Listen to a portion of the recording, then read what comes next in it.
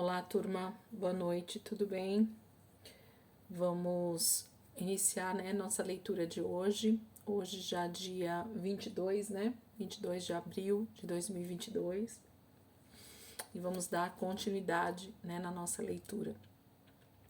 Eu queria começar entregando esse momento ao Senhor, que a gente pudesse orar um pouquinho, entregar esse momento para Deus mesmo, para que o Espírito Santo continue ministrando as nossas vidas como Ele tem feito, nos dando força, fortalecimento nele, para que nós possamos prosseguir avançando nessa leitura em nome de Jesus. Pai, nós te damos louvor, te damos honra, te damos glória, porque a ti pertence, Senhor, todo louvor e toda honra. Pai, nós te agradecemos, Senhor, por mais esse dia que o Senhor tem nos dado, por mais essa semana, Pai, que o Senhor tem nos direcionado, Pai, em todas as coisas da nossa vida, Pai, que o Senhor possa estar na frente, que o Teu Espírito Santo possa nos guiar a toda a verdade, Pai, a todo o propósito que o Senhor tem para nós todos os dias, Jesus. Esse tem sido o desejo do nosso coração, Pai. Esse tem sido, Senhor, o nosso maior anseio, sermos guiados pelo Senhor, sermos guiados pela Tua voz, Pai, todos os dias, pela Tua palavra, Senhor, que é a maior verdade, Senhor, que nós podemos crer. Aliás, a única verdade em que nós podemos realmente estar fundamentados, Pai. Muito obrigada, Jesus, por tudo que o Senhor tem construído em nós. Muito obrigado, Pai, pelo grupo de irmãos que o Senhor tem dado, das pessoas que estão conosco, Pai, desejando mais do Senhor, desejando entender um pouco mais, Senhor, da Tua palavra. Obrigada, Jesus, pelo Senhor estar nos ajudando, nos fortalecendo, Pai, nesse caminhar de aprendizado, Senhor. Muito obrigada, Jesus. Fica conosco nessa noite, Espírito Santo. Fica conosco, direciona, Pai, essa leitura, que nós possamos compreender as verdades que o Senhor tem aqui para nós nessa noite, Pai. Nós te pedimos em nome de Jesus. Em nome de Jesus, fica aqui conosco, Pai. Em nome de Jesus. Amém, queridos. Glória a Deus. Vamos lá. Nosso primeiro texto hoje é 2 Samuel, capítulo 5, a partir do versículo 1. E aí vai ser 1, 2 e 3. É o primeiro trecho. Davi é aclamado, então, rei de Israel. Vamos lá? Representantes de todas as tribos de Israel foram dizer a Davi em Hebrom: somos sangue do teu sangue. No passado, mesmo quando Saul era rei, eras tu quem lideravas Israel em suas batalhas. E o Senhor te disse: você pastoreará Israel, o meu povo, e será o seu governante. Então todas as autoridades de Israel foram ao encontro do rei Davi em Hebrom. O rei fez um acordo com eles em Hebrom perante o Senhor, e eles ungiram Davi rei de Israel. Então esse é o primeiro trecho em que o povo começa então a compreender essa unção que existia sobre Davi. E eles sabiam que desde o momento em que Davi começou a batalhar na frente do exército junto com Saul, Davi já tinha uma unção sobre a vida dele. Davi já tinha sido confirmado no meio de Israel através de Samuel. Só faltava realmente o tempo oportuno para que Davi viesse a reinar. 1 Crônicas, capítulo 11, a partir do versículo 1 também, 1, 2 e 3. 1 Crônicas, capítulo 11, versículo 1, 2 e 3. Todo Israel reuniu-se com Davi em Hebrom e disse: somos sangue do teu sangue. No passado, mesmo quando Saul era rei, eras tu quem liderava Israel em suas batalhas. E o Senhor, o teu Deus, te disse: você pastoreará Israel, o meu povo, e será o seu governante. Então, todas as autoridades de Israel foram ao encontro do rei Davi em Hebrom, onde este fez um acordo com elas perante o Senhor, e ali ungiram Davi, rei de Israel, conforme o Senhor havia anunciado por meio de Samuel. Então, há uma confirmação. Em todo Israel, agora todo o território de Israel era então agora comandado, liderado por Davi como rei sobre eles. Agora, 1 Crônicas, capítulo 12, versículo 23 em diante. Do 23 até o 40 nós vamos ler. 1 Crônicas, capítulo 12, a partir do versículo 23.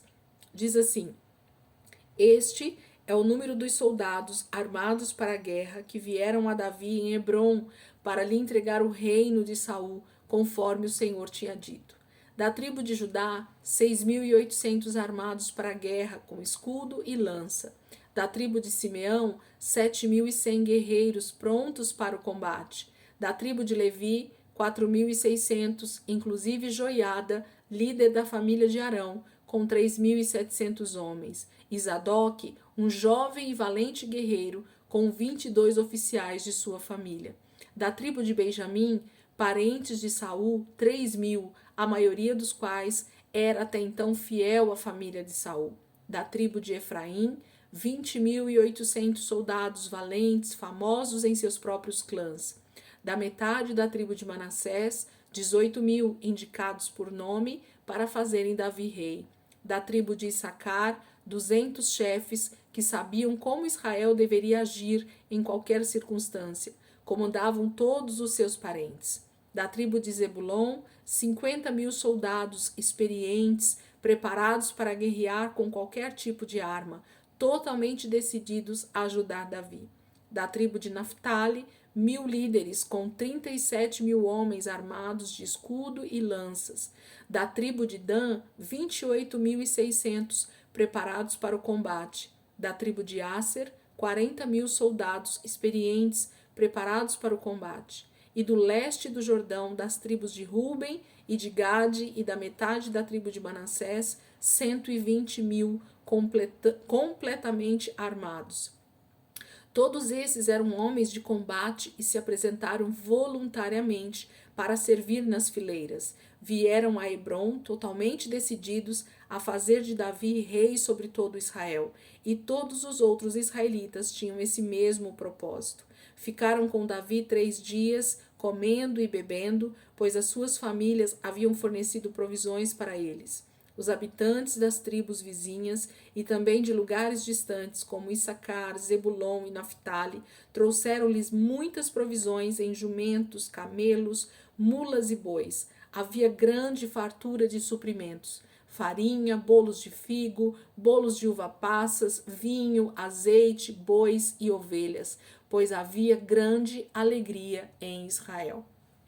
Então aqui nós praticamente temos uma grande festa, uma comemoração pela proclamação, né, do trono de Davi agora sobre todo Israel. Então todas as tribos representadas aqui pelos seus exércitos se reúnem a Davi ali em Hebrom, dizendo: estamos prontos para te servir a partir de agora e vamos estar do seu lado.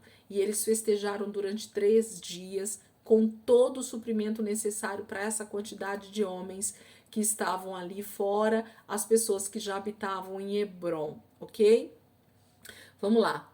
1 Crônicas, capítulo 29, versículo 26.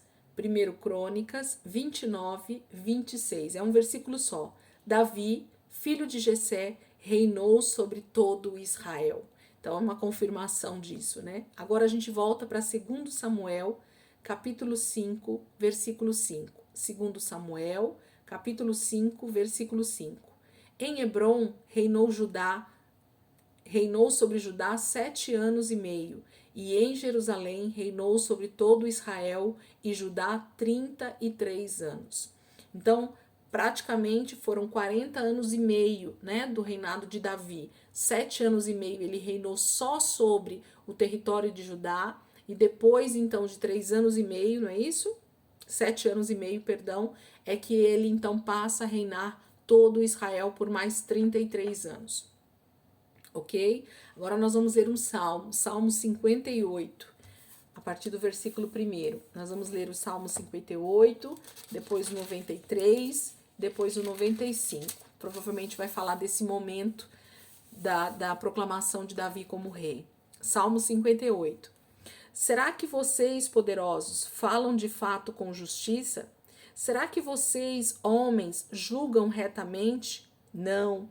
No coração vocês tramam a injustiça, e na terra as suas mãos espalham a violência. Os ímpios erram o caminho desde o ventre, desviam-se os mentirosos desde que nascem. Seu veneno é como veneno de serpente, tapam os ouvidos, como a cobra que se faz de surda, para não ouvir a música dos encantadores, que fazem encantamentos com tanta habilidade. Quebra os dentes deles, ó Deus. Arranca, Senhor, as presas desses leões. Desapareçam como a água que escorre. Quando empunharem o arco, caiam sem força as suas flechas. Sejam como a lesma que se derrete pelo caminho, como feto abortado, não vejam eles o sol. Os ímpios serão varridos antes que as suas panelas sintam o calor da lenha, esteja ela verde ou seca. Os justos se alegrarão quando forem vingados, quando banharem seus pés no sangue dos ímpios. Então os homens comentarão: de fato, os justos têm a sua recompensa. Com certeza há um Deus que faz justiça na terra. Que salmo, né, gente? Que salmo poderoso. Está falando sobre a volta de Jesus, sobre esse tempo em que realmente Deus trará juízo sobre toda a impiedade na terra. Lembra que eu falei para vocês que essa tomada, né, de reino de Davi, depois de um reino de Saul, que não é um reino de obediência, que não é um reino debaixo da autoridade de Deus. Então, para mim, essa tipologia fica clara, que Davi só vem reinar justamente depois de todo esse reino terreno de Saul, que isso fala desse momento, dessa era que nós estamos vivendo, totalmente corrompida pelo inimigo, por aqueles que são desobedientes a Deus. Mas vai haver um dia em que o Rei dos Reis, o Senhor dos Senhores, que é o nosso Cristo, ele virá nas nuvens e aí sim ele tomará o seu trono. Assim como Davi teve o tempo certo dele assumir o trono de Israel, assim também Jesus virá para assumir o trono de toda a terra. E isso faz, então, por isso, essa alusão a esse salmo de conquista, de justiça, de julgamento sobre o ímpio. Por isso que Davi canta esse salmo, por isso que Davi declara essas palavras tão proféticas a respeito dessa justiça que vai vir de Deus. Salmo 93 agora, gente. Salmo 93, maravilhoso também. O Senhor reina, vestiu-se de majestade vestiu-se o Senhor, e armou-se de poder. O mundo está firme e não se abalará. O teu trono está firme desde a antiguidade. Tu existes desde a eternidade. As águas se levantaram, Senhor. As águas levantaram a voz. As águas levantaram o seu bramido. Mais poderoso do que o estrondo das águas impetuosas, mais poderoso do que as ondas do mar, é o Senhor das alturas. Os teus mandamentos permanecem firmes e fiéis. A santidade, Senhor, é o ornamento perpétuo da tua casa. Então fala que o trono de Deus, esse reinado de Deus, do próprio Cristo, ele já está estabelecido desde a eternidade. O homem é que se desviou e então passamos por todo esse momento na terra desde a queda do homem. Mas um dia o Senhor tomará definitivamente o seu trono. Ele reinará eternamente sobre toda a terra. E é esse o nosso anseio, é essa a nossa expectativa, a nossa esperança. Todo cristão que não tem essa convicção, que não busca esse entendimento nessa convicção de vida eterna, ele está passando por essa terra de forma talvez inútil, né? Porque não são esses os anos principais que nós vamos viver, mas sim uma eternidade com o nosso Pai, com o nosso Deus. Esse tem que ser realmente o nosso desejo, nosso coração tem que estar ardendo, tem que estar queimando, desejando esse tempo em que nós vamos estar com o Senhor. Salmo 95 agora, Salmo 95. Venham, cantemos ao Senhor com alegria, aclamemos a rocha da nossa salvação. Vamos à presença dele com ações de graças. Vamos aclamá-lo com cânticos de louvor, pois o Senhor é o grande Deus, o grande Rei acima de todos os deuses. Nas suas mãos estão as profundezas da terra, os cumes dos montes lhe pertencem. Dele também é o mar, pois ele o fez. As suas mãos formaram a terra seca. Venham, adoremos prostrados e ajoelhemos diante do Senhor, o nosso Criador. Pois ele é o nosso Deus e nós somos o povo do seu pastoreio, o rebanho que ele conduz.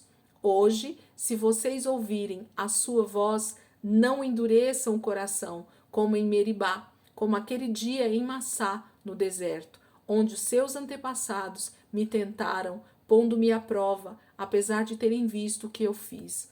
Durante 40 anos, fiquei irado contra aquela geração e disse: eles são um povo de coração ingrato, não reconheceram os meus caminhos. Por isso jurei na minha ira: jamais entrarão no meu descanso. Gente, que tremendo e que terrível esse salmo ao mesmo tempo, né? Davi, ou o salmista, porque aqui não descreve exatamente quem escreveu, mas provavelmente Davi, ele ao mesmo tempo que chama então todo esse povo, todo Israel a celebrar, a se alegrar nesse Deus que trará essa justiça, que trará esse trono sobre toda a terra, e ele diz que tudo pertence ao Senhor, tanto nas profundezas quanto nos mais altos montes, tudo é do Senhor, nós somos dele, nós somos, né, o seu povo, do seu pastoreio, ele cuida de nós como um pastor cuida das suas ovelhas. Mas ele diz também aqui: se hoje vocês estiverem ouvindo a voz do Senhor, não endureçam, não duvidem, como o povo fez lá no deserto quando saíram do Egito.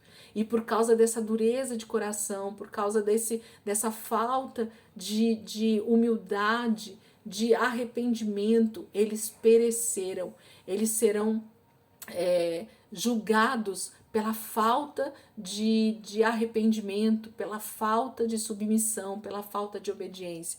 Então, que o Senhor nos dê essa possibilidade de entrarmos no seu descanso. Qual é o descanso? É essa vida eterna com o Senhor. Qual é o descanso? É ter esse lugar de glória, onde a presença de Deus vai ser sobre toda a terra, o governo de Deus, a santidade de Deus, a justiça de Deus, a igualdade entre todo ser humano vai existir debaixo do reinado do Senhor Jesus na volta dele para a terra. Então, que nós possamos ser achados como aqueles que são justos e aqueles que estão com o coração abertos, entendendo que o Senhor é o Senhor, e não como aqueles que, assim como aquele povo que saiu do Egito duvidou, que nós sejamos achados como aqueles que amam o Senhor. Vamos lá, 2 Samuel, capítulo 5, versículo 6. 2 Samuel, capítulo 5, versículo 6, do 6 ao 10. O rei e seus soldados marcharam para Jerusalém para atacar os jebuseus que viviam lá. E os jebuseus disseram a Davi: você não entrará aqui. Até os cegos e os aleijados podem se defender de você. Eles achavam que Davi não conseguiria entrar, mas Davi conquistou a fortaleza de Sião, que veio a ser a cidade de Davi. Naquele dia, disse Davi: quem quiser vencer os jebuseus terá que utilizar a passagem de água para chegar àqueles cegos e aleijados, inimigos de Davi. É por isso que dizem: os cegos e aleijados não entrarão no palácio. Davi passou a morar na fortaleza e chamou-a a cidade de Davi. Construiu defesas na parte interna da cidade, desde o Milo, e foi se tornando cada vez mais poderoso, pois o Senhor, o Deus dos exércitos, estava com ele. Então, esse é o momento em que Davi sai de Hebrom, né? Sai ali da cidade de Hebrom, onde ele reinava sobre Judá, e ele então toma a direção para Jerusalém, para a capital mesmo, que hoje a gente entende como Jerusalém. E lá habitavam os jebuseus, um povo que era também contrário, inimigo do povo de Deus, mas eles habitavam ali em Jerusalém nesse momento. E eles diziam que até um coxo, um aleijado, conseguiria rebater Davi, que eles não conseguiriam entrar, né? Que o exército de Davi não conseguiria conquistar a fortaleza de Sião, que provavelmente era uma grande muralha, uma grande fortaleza. Mas a palavra diz que o Senhor deu essa guerra vencida a Davi. Ele conquistou Jerusalém, tomou a cidade e implantou então o seu reino ali. Mais uma promessa messiânica, mais uma promessa, porque Apocalipse vai falar que Jerusalém é a capital, o Monte Sião é o lugar onde o trono de Deus vai estar estabelecido. Então Davi toma esse trono justamente porque é o lugar de onde ele iria reinar sobre todo Israel, e é justamente essa profecia, essa palavra profética sendo liberada, de onde é que o nosso Senhor Jesus também vai reinar, sobre o Monte Sião. Ele vai estabelecer o seu trono na volta de Jesus. É lá que ele vai reinar toda a terra. Então Davi coloca a cidade de Jerusalém, e mais precisamente o Monte Sião, como lugar chamado Cidade de Davi. Agora, durante o período, né, do seu reinado, depois de Salomão também, e só vai ser destruído lá na frente, eles vão construir essa grande cidade ao redor ali da cidade de Jerusalém, e o principal vai ser o Monte Sião, onde eles vão estabelecer o trono, né, a casa real ali de Davi, e também o templo depois, ok? 1 Crônicas, capítulo 11, versículo 4 até o 9. 1 Crônicas 11, versículo 4 até o 9. Davi e todos os israelitas marcharam para Jerusalém, que é Jebus. Os jebuseus habitavam da cidade e disseram a Davi: você não entrará aqui. No entanto, Davi conquistou a fortaleza de Sião, a cidade de Davi. Naquele dia, Davi disse: o primeiro que atacar os jebuseus se tornará o comandante do exército. Joabe, filho de Zeruia, foi o primeiro e por isso recebeu o comando do exército. Davi passou a morar na fortaleza e por isso ela foi chamada Cidade de Davi. Ele reconstruiu a cidade ao redor da fortaleza, desde o Milo até os muros ao redor, e Joabe restaurou o restante da cidade. E Davi foi se tornando cada vez mais poderoso, pois o Senhor dos Exércitos estava com ele. Todo o poder, toda a autoridade que Davi recebeu, ela procedia, ela vinha do próprio Deus, porque Deus estava então estabelecendo agora sim o seu reinado, o seu domínio. Ele estava colocando no poder de Israel, à frente de Israel, aquele que ele realmente havia ungido para isso. Um rei justo, diante dele, alguém que saberia agora governar Israel, debaixo da sua mão poderosa, debaixo da palavra de Deus. Nós vamos perceber isso durante todo o reino de Davi, um reino baseado, um reino fundamentado na palavra de Deus. Nós vamos ver o que Davi vai começar a restabelecer em Israel, restabelecer o comando de Deus, restabelecer a palavra de Deus, restabelecer o arrependimento. Nós vamos perceber isso nitidamente em todo o reinado de Davi. Salmo 118 é o nosso texto de hoje para a gente finalizar a leitura, ok? Salmo 118, a partir do versículo 5, não é a partir do versículo 1, a partir do versículo 5 em diante. Salmo 118, versículo 5. Na minha angústia, clamei ao Senhor, e o Senhor me respondeu, dando-me ampla liberdade. O Senhor está comigo, não temerei. O que me podem fazer os homens? O Senhor está comigo, Ele é o meu ajudador. Verei a derrota dos meus inimigos. É melhor buscar refúgio no Senhor do que confiar nos homens. É melhor buscar refúgio no Senhor do que confiar em príncipes. Todas as nações me cercaram, mas em nome do Senhor eu as derrotei. Cercaram-me por todos os lados, mas em nome do Senhor eu as derrotei. Cercaram-me como um enxame de abelhas, mas logo se extinguiram, como espinheiros em chamas. Em nome do Senhor eu as derrotei. Empurraram-me para forçar a minha queda, mas o Senhor me ajudou. O Senhor é a minha força e o meu cântico. Ele é a minha salvação. Alegres brados de vitória ressoam nas tendas dos justos. A mão direita do Senhor age com poder. A mão direita do Senhor é exaltada. A mão direita do Senhor age com poder. Não morrerei, mas vivo ficarei para anunciar os feitos do Senhor. O Senhor me castigou com severidade, mas não me entregou à morte. Abram as portas da justiça para mim, pois quero entrar para dar graças ao Senhor. Esta é a porta do Senhor, pela qual entram os justos. Dou-te graças, porque me respondeste e foste a minha salvação. A pedra que os construtores rejeitaram tornou-se a pedra angular. Isso vem do Senhor e é algo maravilhoso para nós. Este é o dia em que o Senhor agiu. Alegremo-nos e exultemos neste dia. Salva-nos, Senhor, nós imploramos. Faze-nos prosperar, Senhor, nós suplicamos. Bendito é o que vem em nome do Senhor. Da casa do Senhor nós os abençoamos. O Senhor é Deus e Ele fez resplandecer sobre nós a sua luz. Juntem-se ao cortejo festivo, levando ramos até as portas do altar. Tu és o meu Deus, graças te darei. Ó meu Deus, eu te exaltarei. Gente, esse salmo, ele é totalmente profético. Ele já se cumpriu, mas ele ainda vai se cumprir. Como assim, Eli? Sempre que eu dou aula sobre o final dos tempos, sobre escatologia, eu falo isso para a turma. Muitos versículos no Velho Testamento, eles já se cumpriram lá, no passado.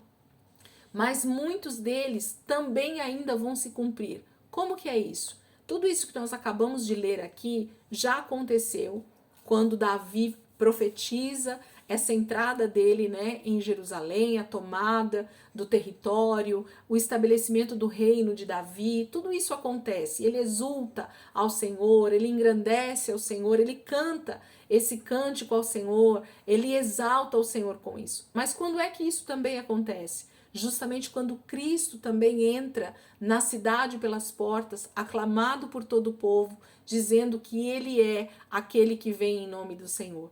Mas o Senhor ainda não foi reconhecido 100% como aquele que viria reinar sobre toda a terra. Por quê? Porque em seguida que Israel fez aquela festa com Jesus entrando montado no jumentinho, que a gente vai ver lá no Novo Testamento, é essa passagem aqui que está sendo aclamada naquele momento, eles em seguida, eles não reconhecem Cristo e o crucificam.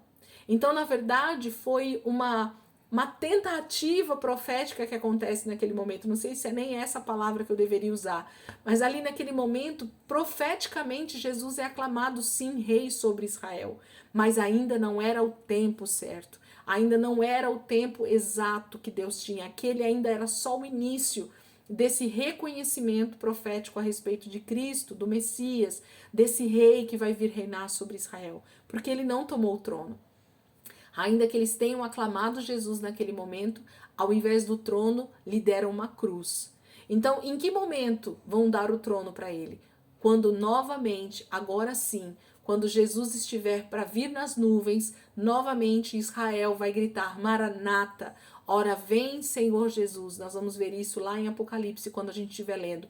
E aí sim, o cumprimento total dessa palavra vai acontecer. Então aqui nós estamos lendo textos onde Deus inspira Davi e outros profetas a falar de coisas futuras, a respeito de coisas que ainda iriam acontecer, mas também aconteceram naquele momento. Então por isso que eu falo que muitas passagens do Velho Testamento, elas se cumpriram parcialmente naquele momento da história, mas elas só vão se cumprir plenamente na volta de Cristo. E isso é tremendo, gente. Isso é maravilhoso, ler as Escrituras e conseguir compreender que isso está aqui escrito, que Deus já deixou tudo escrito para nós. Se nós fôssemos explicar versículo a versículo aqui, se a gente fosse esmiuçar, como muitas vezes a gente faz nos estudos, vocês iam perceber a profundidade espiritual e profética que Davi está cantando aqui, que os profetas estão declarando. A gente vai começar a ver ao longo das escrituras aqui, quando os profetas começam a profetizar sobre o tempo do fim e sobre tantas outras coisas que ainda vão acontecer. Isso é maravilhoso, isso é tremendo, ver como Deus já preparou tudo desde o início. Deus sabe o fim desde o início, a palavra fala. Nós vamos ver um versículo, acho que em Provérbios fala isso. Deus já conhece o fim desde o início. Então, quando Deus começa a desenvolver a história através ali de Adão e Eva, Deus já sabia até o tempo da eternidade, até o tempo do fim, o reino milenar, a volta do próprio Deus com o seu templo para a terra. É tremendo, gente. Deus conhece o fim desde o início. E isso é maravilhoso. Gente, Deus abençoe. Nossa leitura de hoje termina aqui. Quero agradecer você que tem acompanhado aí, mesmo agora com essa dificuldade da gente ter que gravar aqui pelo YouTube e vocês assistirem depois ou meditarem na palavra depois, mas o desejo do meu coração é que vocês perseverem, que vocês continuem e nós vamos até o fim do ano, se Deus quiser, e o ano que vem, em nome de Jesus, a gente está de novo fazendo a leitura da palavra, porque é disso que nós precisamos nos alimentar para estarmos fortalecidos no Senhor diariamente. Amém? Deus abençoe a vida de vocês, viu? Até amanhã.